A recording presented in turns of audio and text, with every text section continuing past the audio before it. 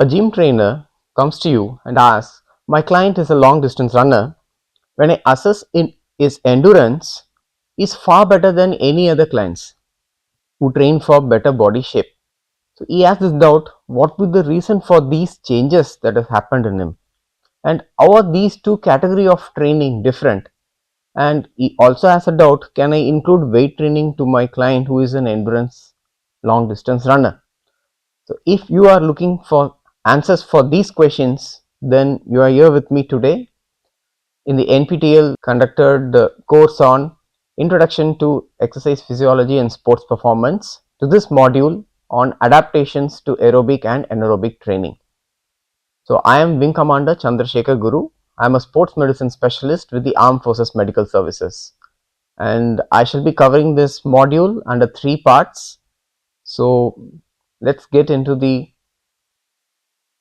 core of it. So you will be learning in this module about aerobic versus anaerobic capacity. What are the training adaptations that happens due to aerobic training and anaerobic training? And what are the factors that influence these training adaptations? And various use case scenarios which are useful for exercise professionals as well as for sports scientists.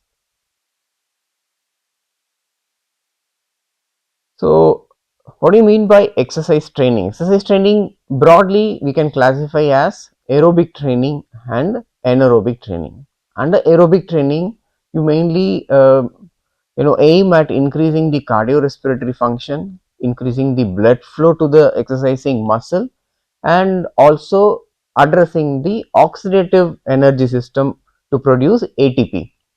Whereas in the anaerobic training, your focus is mainly on kind of increasing the neuromuscular function, and your focus is mainly to trigger the anaerobic pathway of energy system to produce ATP for the relevant exercise activity.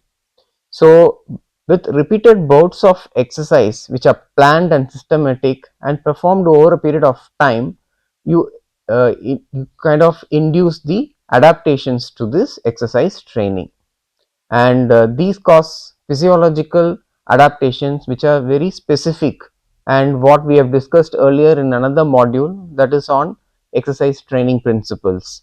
So the adaptations and the physiological stimulus happens in the body is in response to specific exercise stimulus. By means of this, you are trying to increase the exercise capacity and the sports performance. So now this becomes more sports specific, or what is the goal that you wanted to give to your client. So if you are giving an aerobic training to your client to increase the performance, it would be more of an endurance performance. The sports would be majorly covering the endurance sports, namely long distance running, or can be swimming, can be hiking or trekking, which is going to have prolonged duration. Whereas an anaerobic training would be given to sports which are specific, uh, which triggers the anaerobic pathway, and they are very shorter in duration, and predominantly these sports are more towards the muscular strength and performance. So that's the difference between your aerobic training and anaerobic training. Moving ahead, are both required? That's the question. That's a very important question. Exercise professional would ask you, a gym going enthusiast will ask you. So exercise training principle guide what kind of adaptations that you require and what kind of performance that is required. So this predominantly revolves around the principle of specificity. So we had gone in detail about the principles of various basic principles of exercise training in the previous module. For those of you who are new, you may refer to that particular module to have in-depth knowledge about different training principles. One among the basic principles of exercise training is principle of specificity, wherein it is the adaptation which happens are specific to the demands that you provide. So accordingly you will stimulate different type of energy pathways, thereby you produce a specific adaptation in the body.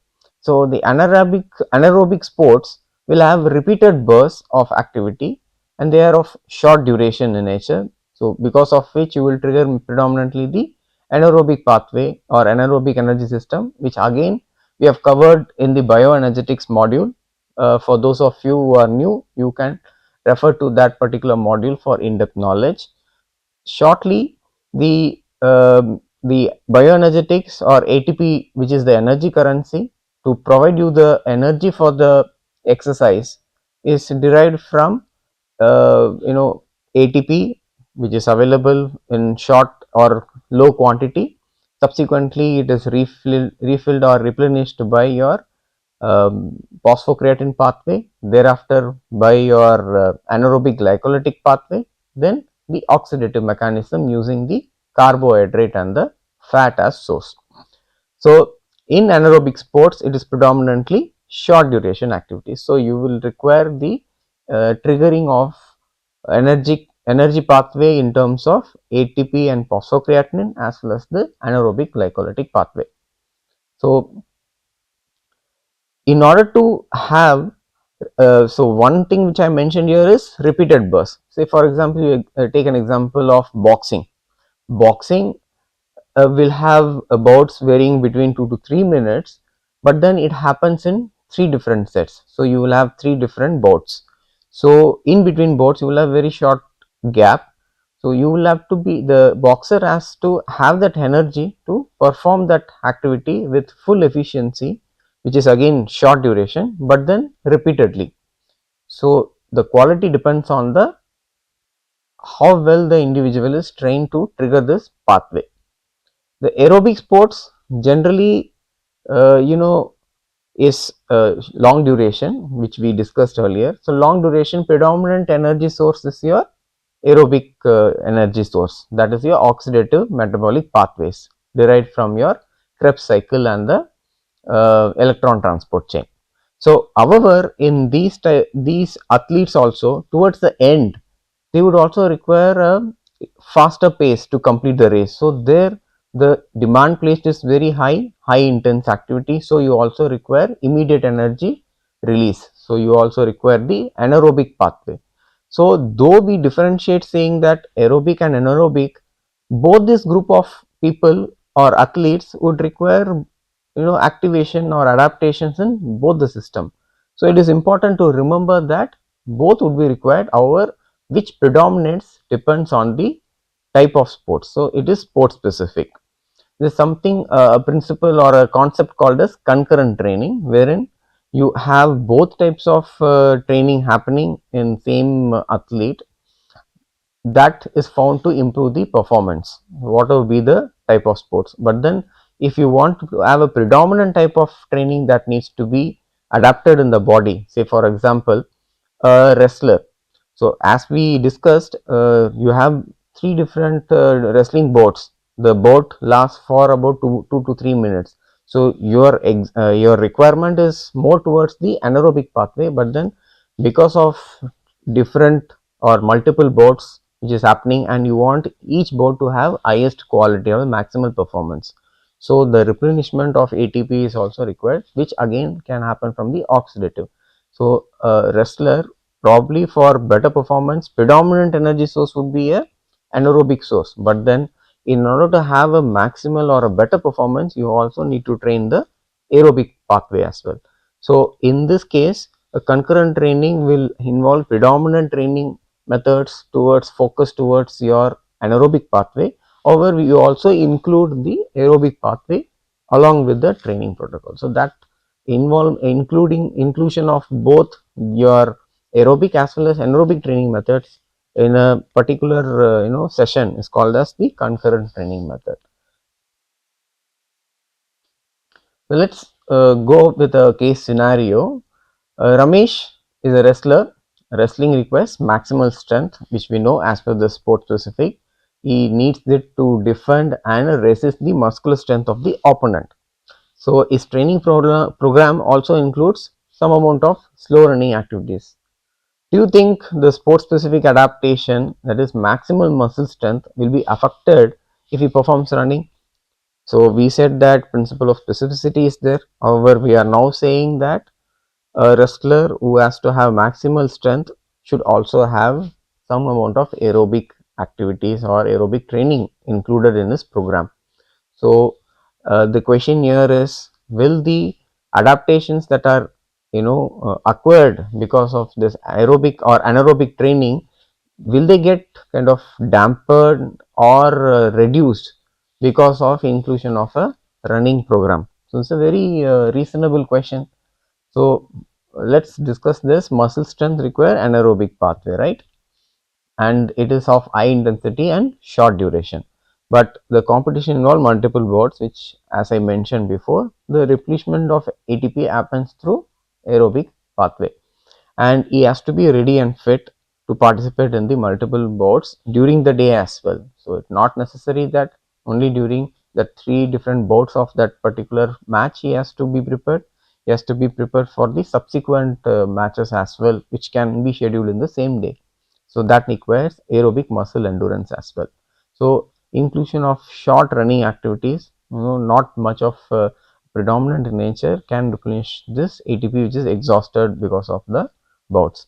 So training program must focus on principle of specificity predominantly, however can also include some aerobic activities in terms of recreational activities or in terms of very short duration or small sessions during the entire microcycle. So with this kind of basic knowledge, let's see what is adaptations that happens to exercise training. So because of exercise training, you will have training adaptations which can happen in various physiological system. So it can happen in cardiovascular system, respiratory system, nervous system, muscular adaptations, which also happens in the bone and the connective tissue, the skeletal framework, and there are various endocrine related systems. So over the past few modules we have covered the cardiovascular, respiratory system, neurophysiology, musculoskeletal physiology, as well as its relation with respect to the exercise and the responses. So I would uh, at this point of time I would urge all of you to have a look or go through these modules to better understand this adaptations that happens due to aerobic and anaerobic training. So let's focus on adaptations that happens in aerobic training. So predominantly aerobic training, as I said in the first slide, it is more towards to increase the cardiorespiratory fitness and also to increase the blood flow and to trigger the aerobic pathway, right? So accordingly, the adaptations predominantly happens in cardiorespiratory system. Neural adaptations do happen, but then more predominantly the respiratory system, the lungs, the heart, and the exercising muscle. These three are important for your oxygen delivery. And obviously, the metabolism is important. So where the energy system is triggered, so metabolic adaptation is also an important plays an important role in aerobic training adaptations. There are also other adaptations which happens in bone and the connective tissue, which are the basic framework of the skeletal muscles, as well as your endocrine adaptations. So let's focus on them one by one. So the cardiovascular adaptations that you would generally have in because of the aerobic training are with respect to the heart size, with respect to the stroke volume, which you must be aware about stroke volume, which is the amount of blood that is pumped after every beat. With every beat of heart, the amount of blood that is pumped from the left ventricle is the stroke volume, and that is calculated for 1 minute. So that gives you an volume of blood that is pumped per minute. Then you have the heart rate, which is again the number of beats per minute. Cardiac output is the product of heart rate and stroke volume, and you have changes that happens in the distribution of the blood as well as the blood flow. So how do you evaluate a cardiorespiratory endurance or the aerobic capacity? So this is again a specific kind of topic. How do you assess various adaptations that happens in your athlete? So that's again a separate module in itself. But in order to understand, we need to know that how do you assess this endurance capacity. So the maximal endurance capacity is one way of assessing the changes that happens in the cardiorespiratory system. objective way of measuring this aerobic capacity, wherein you get a numerical value. It is nothing but the highest rate of oxygen that is consumed during a maximal activity. So when you kind of ask your athlete to perform a maximal activity until exhaustion, and the oxygen that is consumed during this entire process is the maximal oxygen that is consumed. That is the VO2 max. And with aerobic training, you can assess VO2 max and see how effective your training program is and how the VO2 max has varied over a period of time. Though this improves with every aerobic adaptations. In addition to this, there are various other things which we will not go in this, and it is beyond the purview of this particular module.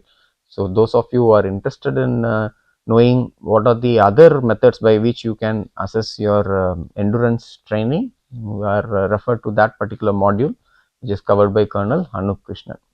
So let's focus on fixed equation. So we had discussed during our lecture on cardiovascular system and exercise, the maximal oxygen consumption is determined by two factors. One is the cardiac output, the other one is the arterial and the venous oxygen difference, how much of oxygen that is present in the artery and the vein. So that difference with the product of the cardiac output gives you the maximal oxygen consumption, right? And we also know that cardiac output is a product of stroke volume and heart rate.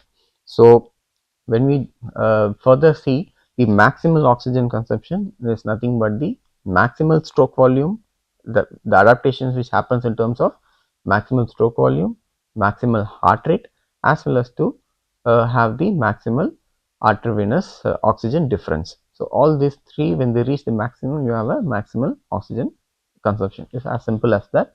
So in order to achieve this, you have various adaptations that happens. So it happens in the heart size increases. So because of this, because of the demand, exercise demand, there is excessive working of the heart to pump more blood. So that causes an increase in the muscle of the heart. The cardiac musculature increases. There is thickness of the left ventricle predominantly increase, because left ventricle is the one which pumps the blood into the aorta, right?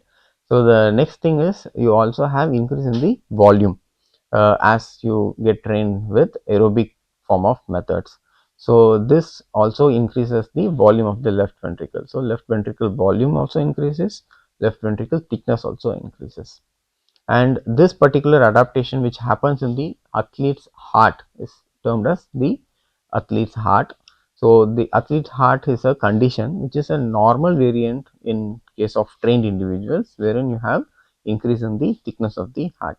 Whereas in a sedentary individual, if there is these changes are detected in ECG, they are pathological or abnormal. Whereas in a trained athlete, these changes are considered to be beneficial to increase the cardiac output. So they are normal in these kind of people.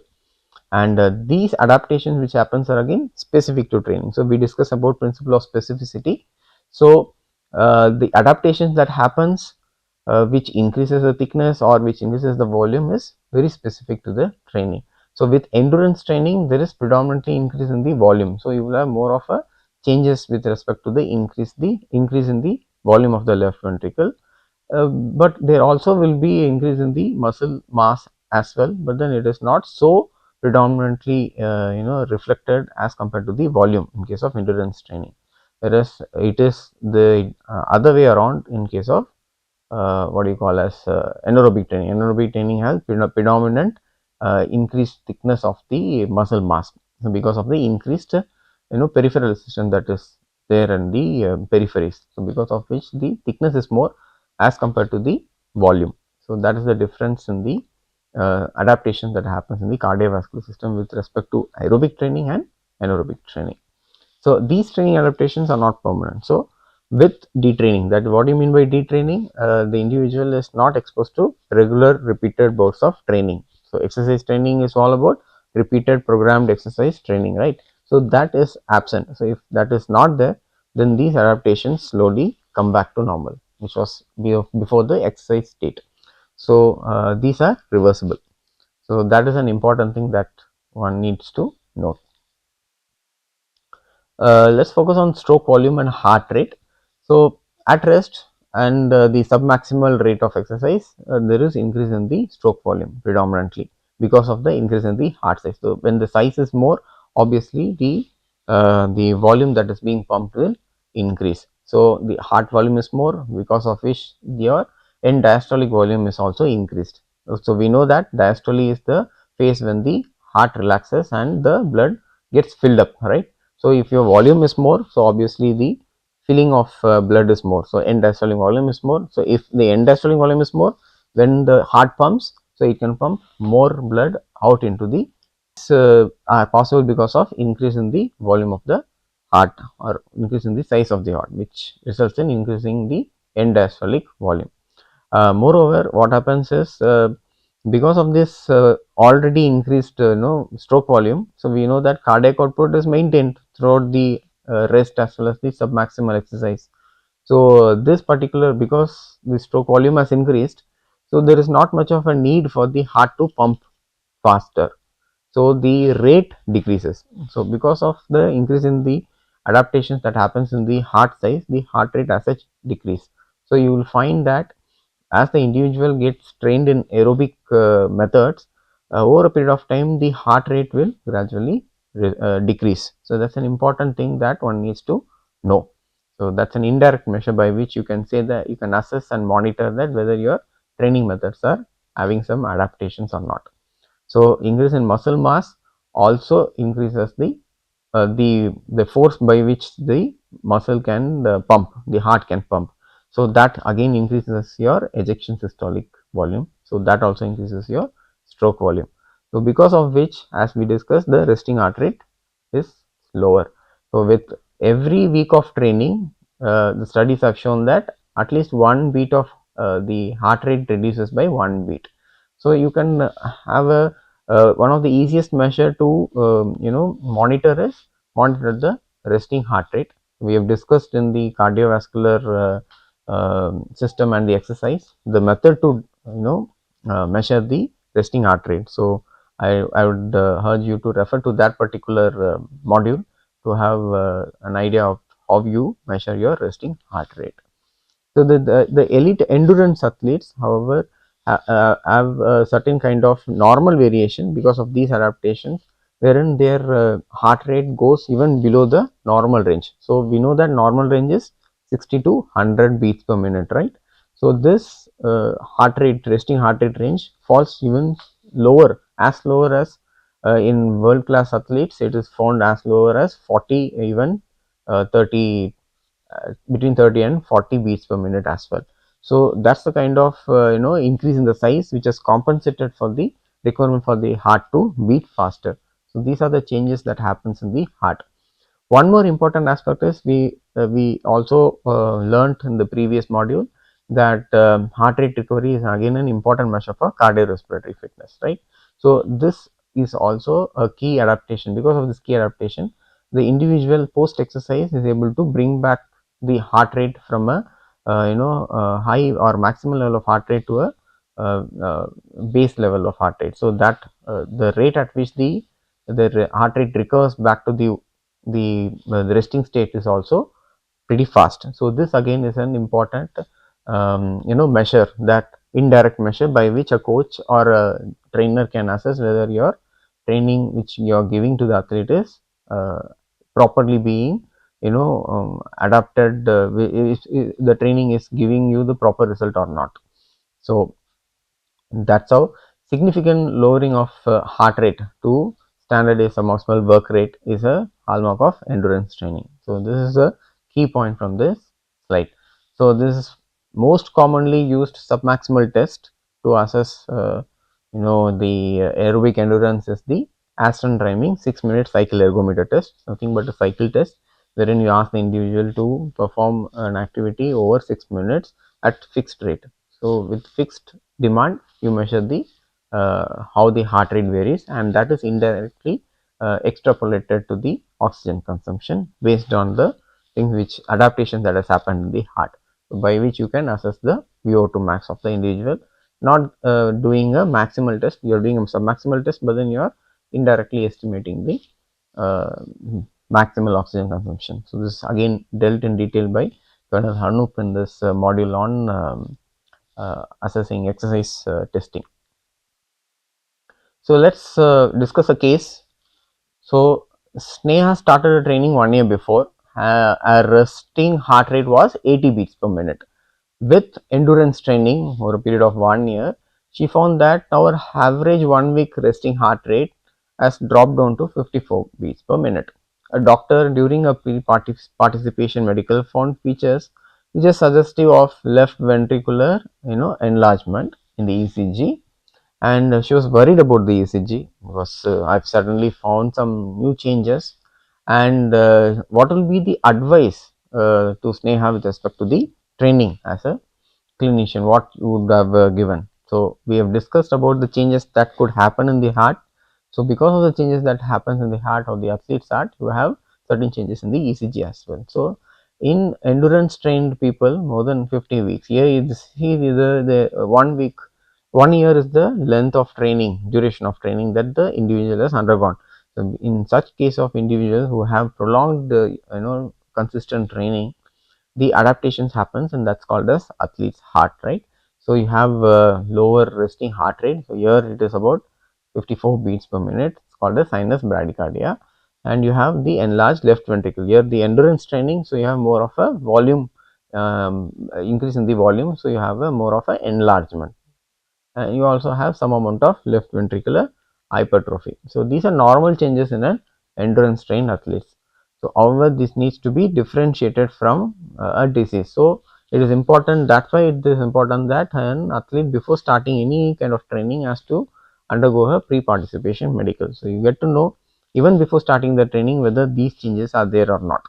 So, if they are there, then this probably is because of a disease that needs to be evaluated. Whereas with training history, if you have something and still you want to rule out whether it's because of this thing or not, so then what are the conditions? In case of these findings, you also correlate whether this individual has some symptoms or not during training.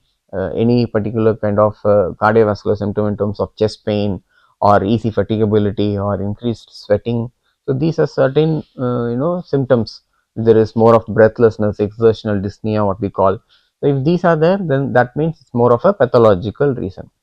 And the other important aspect is these ECG changes can revert if there is a phase of detraining. So, we discussed when you are not given that stimulus, you will end up in having kind of losing those adaptations that has happened because of aerobic training, right? So, these things will wean off. So, you will not find these changes when there is a period of abstinence from training. So, by this you can find out whether this is a pathological condition or a normal adaptation to the aerobic training that is being given. Let us move on to the next important parameter, that is cardiac output. The main aim of aerobic training is to increase the blood flow, right? That is the cardiac output to the exercising muscle. So, cardiac output is the product of heart rate and stroke volume. So, here we know that stroke volume increase and heart rate decrease because of aerobic adaptation. However, the cardiac output is maintained during rest and submaximal activity. But then because of endurance training, you also have increase in the difference in the arteriovenous oxygen carrying difference. So, that also helps in better oxygen extraction from the blood that is being supplied.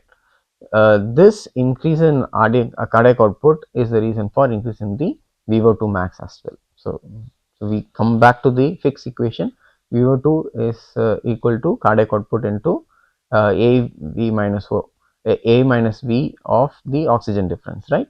So, you have better oxygen extraction, you have better cardiac output, so you will have a increase in the VO2 max. So, cardiac output adaptations indirectly is a reason for the increase in the VO2 max in improvement because of the aerobic training.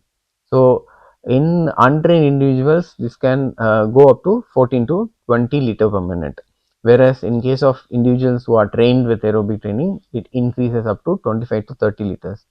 In case of world level endurance athletes, cases which documented that the cardiac output increases up to 40 liters per minute. So, that is the kind of increase in the cardiac output which helps in increasing the VO2 max, which again helps in performing better as an endurance activity. So that's the sports performance improves because of increase in the cardiac output with training. So the predominant factor that causes an increase in cardiac output is because of the stroke volume. So stroke volume is the one which is responsible for increasing the cardiac output. Why stroke volume increase? That's because of increase in the heart size and increase also in the amount of blood that is in the circulation. So the most significant change of all this cardiac output or the cardiovascular adaptations happens between 6 to 12 months of endurance training. So when you give aerobic methods of training, you will find these kind of changes which increases the cardiac output and thereafter increasing the aerobic performance or VO2 max happens between 6 to 12 months of endurance training. So that should be the kind of systematic programmed training that to be given over a period of time. What about blood flow? With increasing demand, you need more blood to be there in the exercising muscle, right? So this is increased by increasing the capillarization. Capillaries increases in number and also it recruits the additional capillaries which are there. So one, you have new capillaries coming in.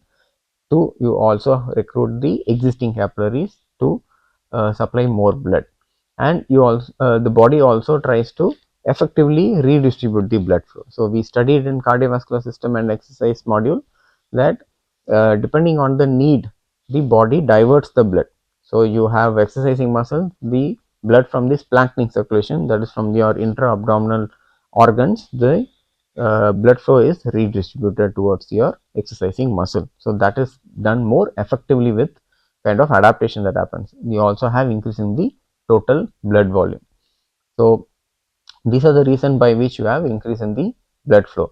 So the ratio between the capillary to the muscle fiber, so it's the number of blood capillaries that supply the muscle fiber generally is between 1.1 in untrained, which increases up to 1.6 when you have the individual trained in aerobic methods. The blood volume also increases because of the hormonal changes which happens, wherein increase in the aldosterone as well as your antidiuretic hormone. So they retain the increases the reabsorption of sodium and water. So because of it, the blood volume increases. Also, with aerobic method of training, you also have stimulation of an hormone called as erythropoietin. So this again increases the RBC volume. So the RBC we all have studied in that cardiovascular and exercise module, that RBC is important because RBC has hemoglobin. Hemoglobin is the main carrier of or transporter of oxygen from your in the blood. So the oxygen which is carried in the blood is by the hemoglobin. So if you have more RBC, you will have more hemoglobin, so better oxygen carrying capacity. So that's again there which increases the blood flow. With respect to the blood pressure also, the changes happen wherein you have increase in the systolic blood pressure. So with more pressure, the blood pumps against the artery. So that increases the systolic blood pressure. However, with aerobic training, it is seen that diastolic pressure, that is the pressure which is measured when the heart is filling during diastole, that is relatively unchanged, remains unchanged. In fact, sometimes seen in certain studies that it slightly decreases as well. So that is the change that happens in aerobic training. Whereas in if you see in anaerobic training, you will have both systolic blood pressure as well as diastolic pressure increasing. This is the change that happens between the aerobic training and anaerobic training with respect to blood pressure. So moving ahead, having covered all the cardiovascular adaptations, let's move on to the other important aspect of aerobic training, which targets your lungs on both sides. That's your respiratory adaptation that happens. So the respiratory adaptations can be broadly covered under two things. One is ventilation. Ventilation is your how your breathing frequency happens and the gas reaches the alveoli, and the other one is your diffusion. After reaching the alveoli, how the gas diffuses into the blood so that the blood oxygen is transported to the blood. So these are the two ways by which you can understand the adaptation that's happened in the body because of the aerobic methods, training methods. So in ventilation, if you see, because of the aerobic methods, you will have increase in the breathing frequency, and because of which there is increase in the tidal volume. Tidal volume increases, which again causes an increase in the ventilation during the maximal exercise as well.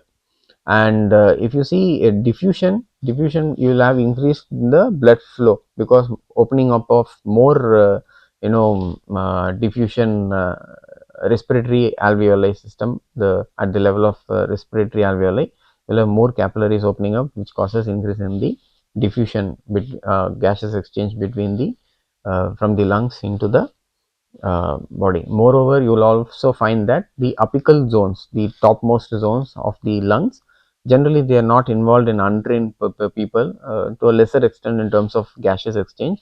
So now these also get opened up because of the increased demand. So you will have the gaseous exchange happening at the apical regions as well, and that causes, and in addition to that you have increased ventilation, so this causes an increase in the pulmonary gas exchange. So that's how you will have more of better diffusion capacity in the lungs. So because of these, there is improvement in the oxygen transport to the blood. From once it is transferred to the blood, because of the cardiovascular adaptation, it is carried to the exercising muscle to deliver the oxygen. However, if you see, when you consider the VO2 max as a whole in the aerobic performance, generally pulmonary adaptation doesn't limit, respiratory system doesn't limit the aerobic performance at all. Generally it is the cardiovascular system that is important in kind of limiting the aerobic capacity. So, this is mainly because in by nature the lungs, already the respiratory system already have a good amount of buffering capacity to improve the kind of ventilation as well as diffusion as per the requirement. So because of which the cardiovascular system becomes the more limiting factor in terms of aerobic capacity. To summarize in this module, so we have studied about exercise training types, the aerobic and the anaerobic, and what are the main focus of this training aspect. We also have seen that the adaptation that happens in the physiological system of the body are based on the system base. So predominantly in aerobic you have the cardiovascular, respiratory and the muscular changes that happens, in addition to the endocrine connective tissue as well as in your metabolic adaptations.